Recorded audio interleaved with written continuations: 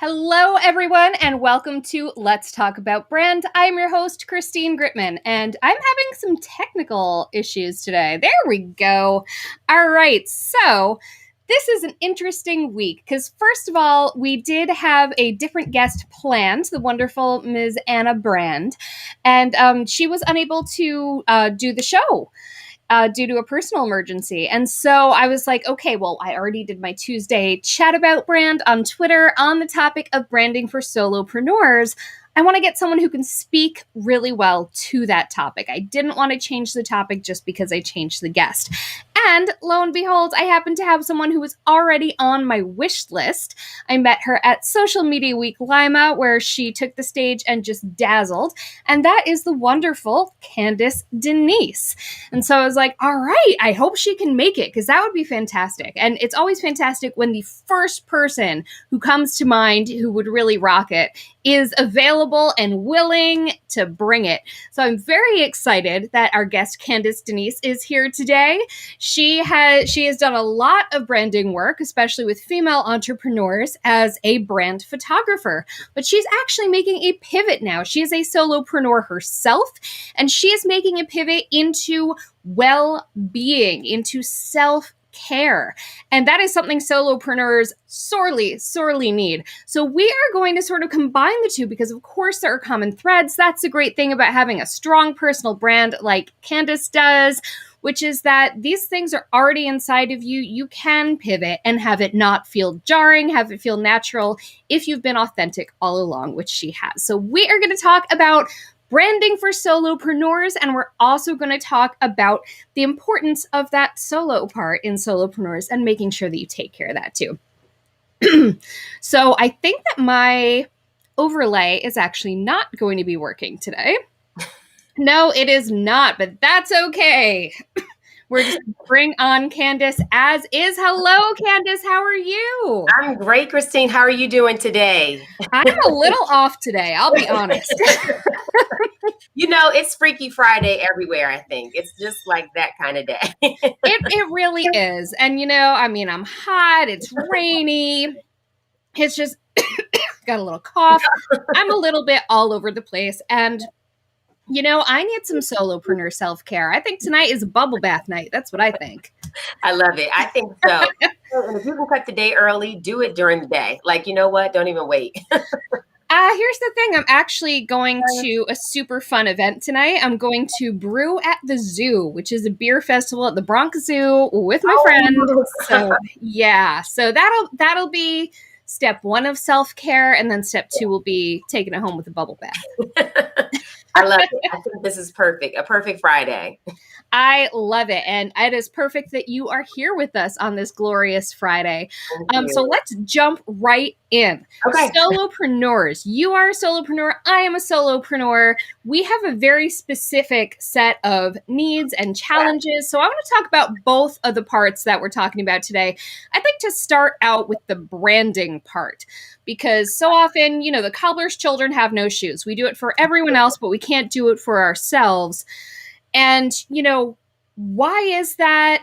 And why does it matter that we get over it and do it? And what are some of the ways we can get through that hurdle as solopreneurs who are wearing a million hats? Yeah, I think one of the things that happens is we stay in our own heads a lot, right? Because there's this notion that before we can make anything happen, it has to be perfect. And so because of our need for something to be perfect, it causes us to pause. So I tend to say, the perfection creates pause. And I think that right there is a major hurdle for us as solopreneurs, because we don't want to put anything out there that we feel like is not going to either translate to our community or to our audience. It's not going to paint us in the light of being knowledgeable or being the experts that we say we are. And so we're very cognizant of that because it's just us, right? And we don't want to do anything that's going to alter or jeopardize our business in any kind of way, because we're not the big business, we're small business. And then when you're a small business that's a solo business, it really does put a lot more pressure, or we can put that much more pressure on ourselves. And the reality is, what we have to understand is that our audience isn't looking for us to be perfect. They're looking for us to be present. And so once we get past not trying to be this unobtainable thing of perfection, and we just look to be serving our community, then we can change things a little bit. We get in our head about the smallest things, like you said, colors and scheme and theme. And people are just looking for order. They want things to just make sense. And hopefully it can be aesthetically pleasing. I think when it comes down to that color piece specifically too, when we get into all of that, that's really a very personal thing, because there's some people who I see who pages are very pretty, but don't always have a lot of value. I see people who have pages that may not be as aesthetically pretty color wise and things like that, but they have so much bang and so much value when you go to that page. So I really think it boils down when it comes to colors. It's about a personal thing for your audience. They're looking for not just something, if you can have something that's pretty as well as something that's valuable, then you've got a win-win. But don't focus so much on aesthetic as much as you focus on value. Make it organized, make it easy for your audience to be able to read and understand and comprehend. And hopefully it can be, pleasing on the eye, but don't allow that to be the reason that you don't move forward with anything. Absolutely. And to that end, about, don't think so much about the aesthetics, because when people think of branding, they think of the window dressing, right? They think of the colors, the fonts, the logos. Those are great. I clearly have a lot of fun with that.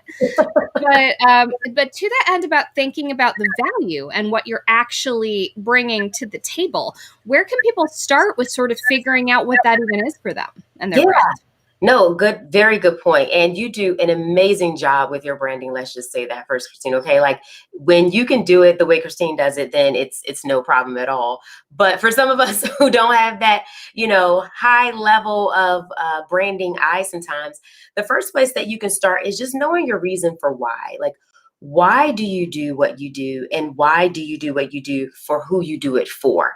So understanding your why and your who is the first place, because when you understand why you're doing something and then you understand who you're doing it for, that right there is helping to bridge that gap. And so what you're going to start doing is seeing, okay, this is why I'm doing it. This is who I'm doing it for. Now, how can I best serve these people, right? How can I best use my gifts through the talent of whatever your vehicle of business is? But how can I serve my audience? And then look at what you need to do in order to show them that you have whatever that knowledge is, that expertise, that product, whatever that may be. You have what it takes to solve their problems. And so when you know who you're working with, or who you can do what you do for, it's helpful, because then you can start saying, this is who I have solutions for. So it's really important to identify your audience, right? You need to know your why, you need to know your who, and then you need to know how can you take what it is that you do to help those people. But you got to know what their pain points are, right? You've got to know what their issues are so that you can be able to map out and show them. Every time you show up in your content, it's a way for them to paint you and see you as the expert authority that you are. Amen. Yes. You've done this before.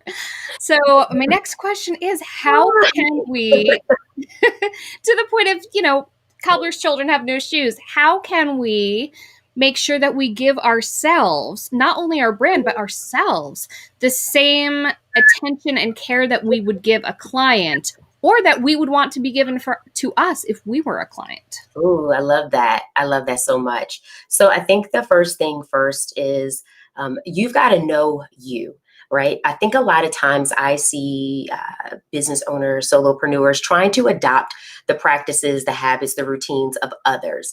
And that's cool, right? But you've got to be able to take ingredients from other people and really create your own recipe. And so you've got to create what your own recipe for self-care looks like for you. For me, that's understanding what my needs are. My needs are that I can't start my day thinking about my business, because then it doesn't give me any place or any room to really think about myself, because I know me, once I think about something, I'm with it for the rest of the day. Like there's no changing gears. And so for me, I had to create boundaries around when I start my day. What does that look like? What time do I start? When I'm starting, what kind of habits am I starting with? Is it, that I'm working out, or am I drinking my water? Am I taking my vitamins? Am I spending some time meditating or being quiet, or, just going through the list of today's things that need to happen? What does that look like for me? And so I say to you, any solopreneurs that are watching, the first thing to do is understand what your needs are for you, and then start feeling or developing out how can you structure things that cater to that specifically so that you are taking care of yourself? Because we have to realize we are the blueprint, right? How we treat ourselves is the blueprint for how others are to treat us. That is so huge. And especially, I mean, if you're the product, which is often the case with, not always the case with solopreneurs, there are product based solopreneurs, things like that. But many of us, we are the product and we got to take care of that, you Yes. know? And if we're not taking care of that, how is anyone going to trust that we can take care of them? Absolutely. Absolutely. And you said it perfectly. I think you quoted something that I said, but a sustainable business starts with a sustainable you. And Yes. that's really the truth. I mean, we can't run on fumes, and a lot of times that's what we're doing. And if you're running on fumes, it's gonna run over into your business. It's going to cause you to be short with your clients, or maybe not as much patience with your contractors or vendors that you're working with. Maybe you don't want to answer emails. Your lack of energy is not there. Your drive, your creativity, all those things start to happen because you're not taking care of you. Yeah, hustle culture is not the ideal standard operating procedure for many of us, and especially not solopreneurs. So we have some questions from our chat this past Tuesday, which was about branding for solopreneurs. And I would welcome at this time anyone who is watching us live to go ahead and ask a question. We've got Candice here. Hit us with your best shot. But in the meantime, let's start with Kevin. Kevin Barry wants to know, what 3 things do you want your brand known for? Oh, wow. What 3 things do I want my brand known for? That's a great question. So I would have to say, I think the first thing that I would want my brand to be known for is authentic. I think for me, I always enjoy, one of my favorite compliments is when people who I'm like friends with or, associates with through social media, and we meet in real life and they're like, oh my gosh, you have the same kind of energy, spirit. That's my favorite thing too. I love that. Like, it's like the best, right? It's like, oh, thank you. Because that's what I want to happen. I want you to know that this isn't some fictitious character that I've created to be on social media. That would be exhausting. It's so exhausting. I want to show up as me all the time, everywhere. So that's it. Like, being authentic is definitely something. I would say relatable is the second thing. I like having a brand that I feel like people can relate to.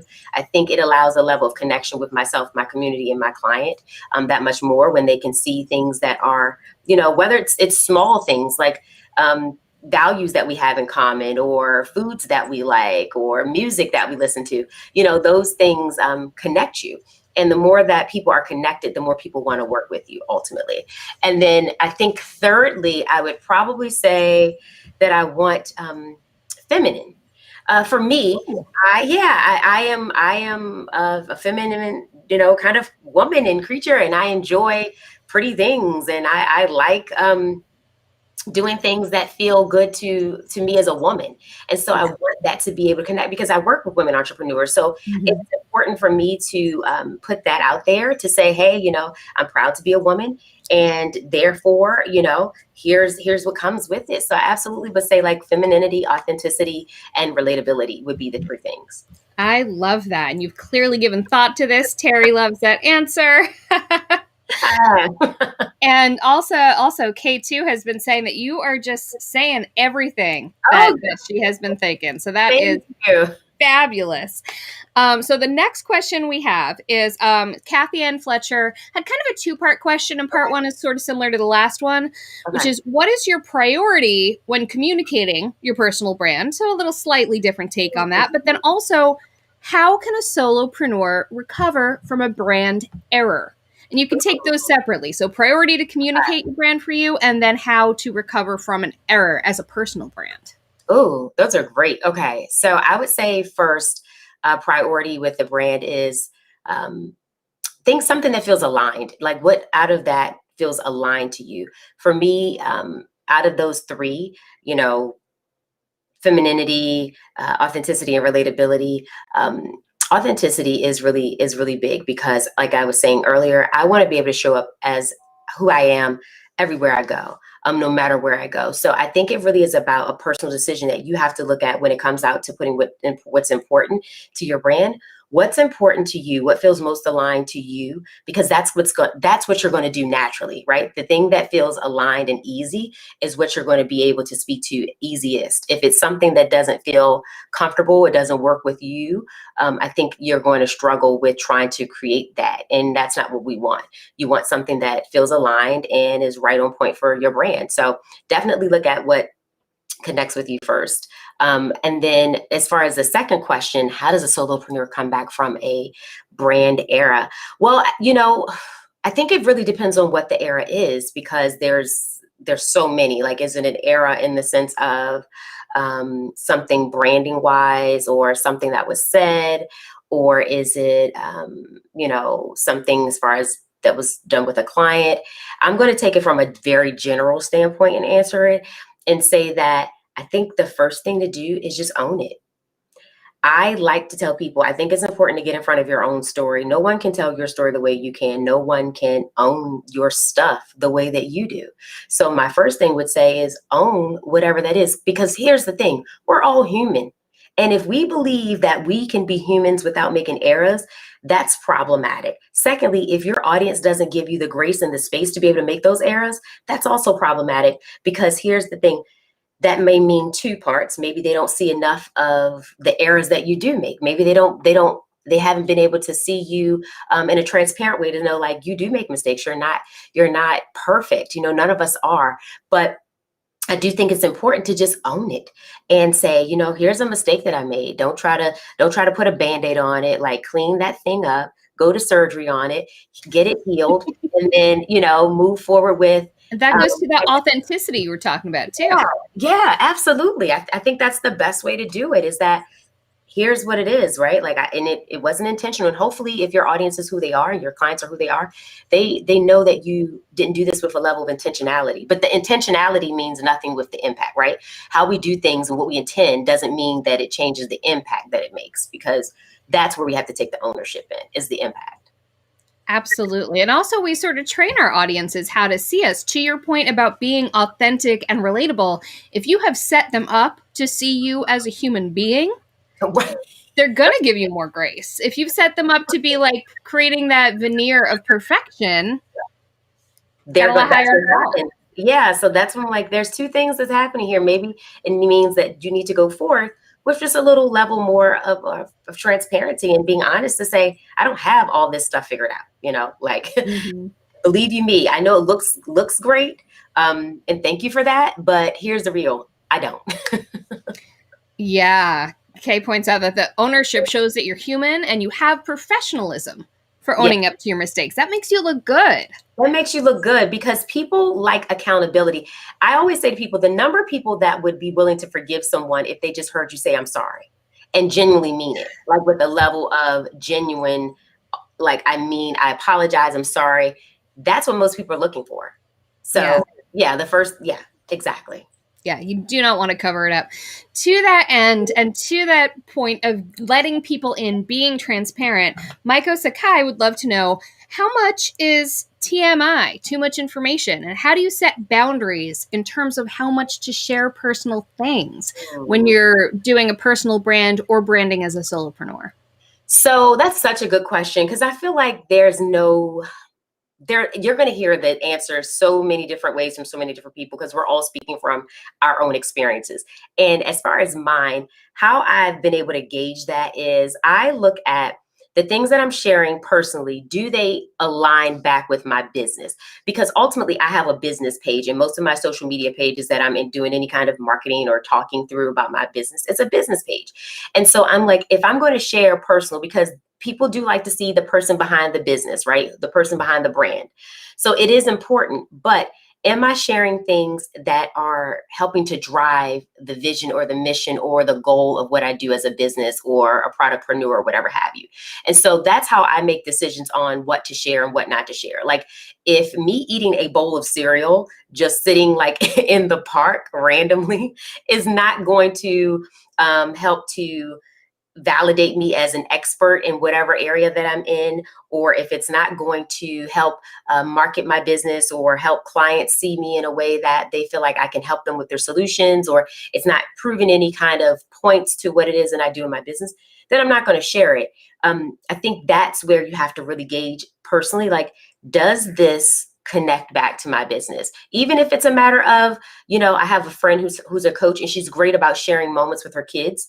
And she shares a lot of those because she's like, a lot of the things I do in my business, I do this so that I can be able to have this time at the amusement park with my kids on a weekday, or I do this so that I can be able to have ditch days from work and spend them with my kids. So I think you can share as little as less, whether it's from you and your mate, you and your kids, you and your family, you and your friends. If it makes sense for your business, then I say do it.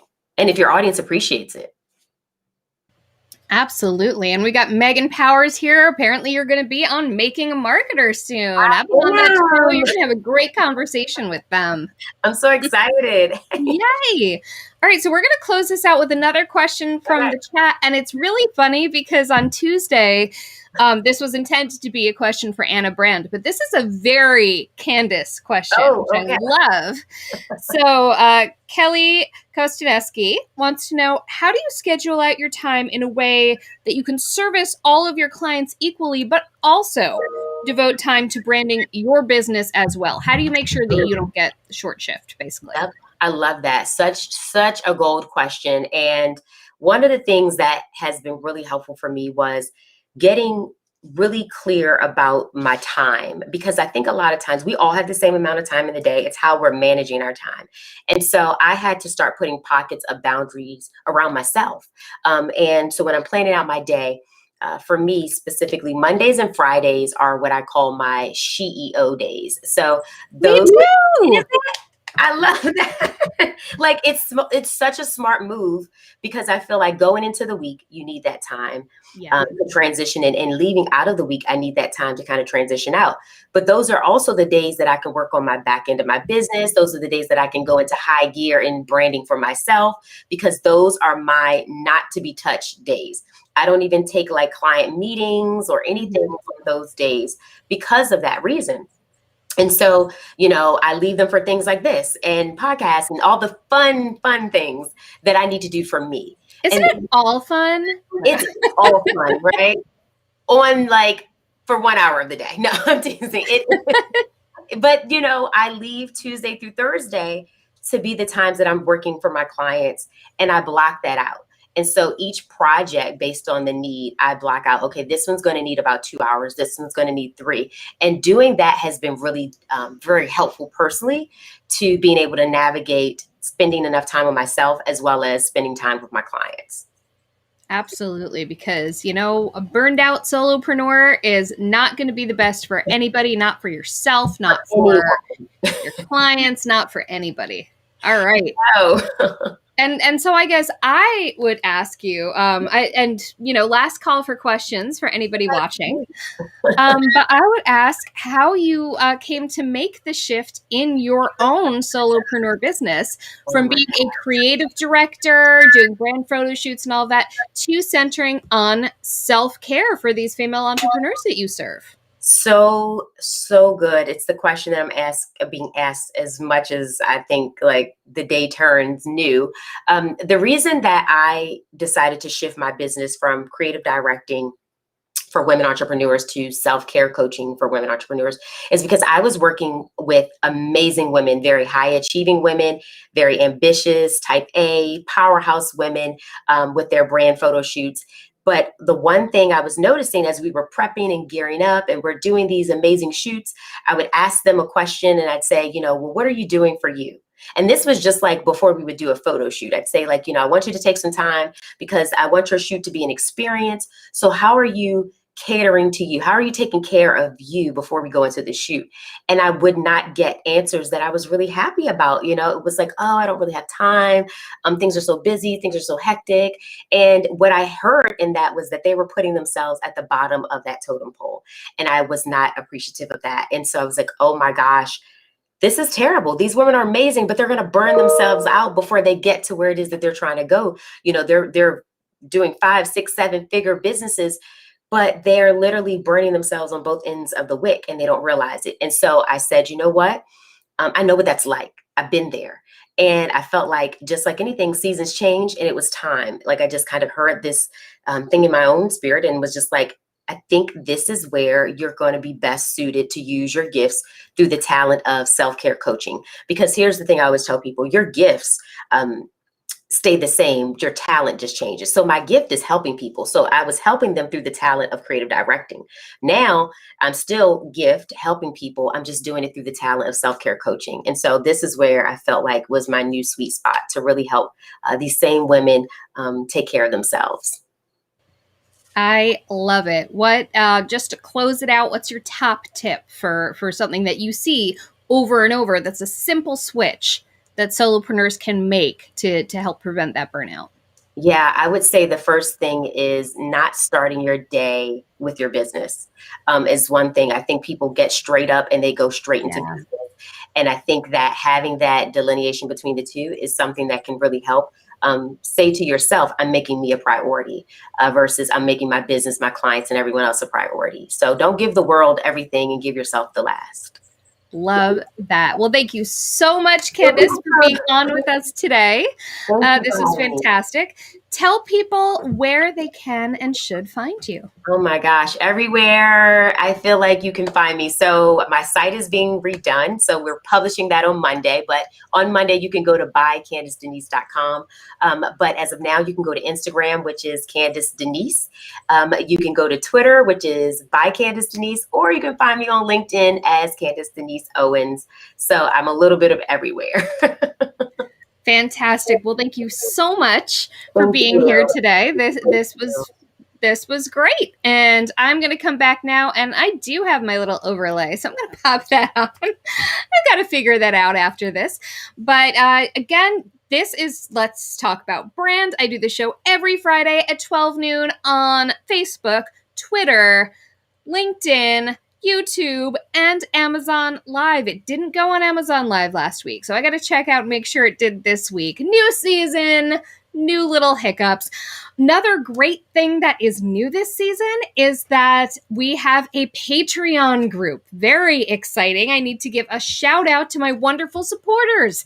I've got Theodora Emma Pirchu, I've got Suzanne Brown, Bonnie Wilson, Maiko Sakai, and Amanda Hahn Peters. And what they get is every week, they're going to get some tips for how to apply the lessons from each week's Chat About Brand and Let's Talk About Brand to their own personal brand. Tips from me and tips from the guest. So check that out. This show is broadcast by, is powered by RESTREAM, which is, I'm figuring out RESTREAM right now. So bear with me, learning curve. And we also have a companion Twitter chat every single Tuesday at 12 noon Eastern time on Twitter. It is called Chat About Brand. And next Tuesday's chat is going to be all about branding with style. Is your, which can incorporate a whole bunch of things, right? It can be the way you present yourself physically. It can be the way you talk. It can be content. We're going to delve all the way into how you can brand yourself with style. And then on Friday, right here on Let's Talk About Brand, we're going to be talking to personal stylist Nipa Sikdar about how your style can become a part of your brand, again, in a variety of ways. So definitely tune in for all of that if you can. And I'm going to pull up our outro here again. Things are just not happening. But yeah, definitely come back next week and check out that discussion.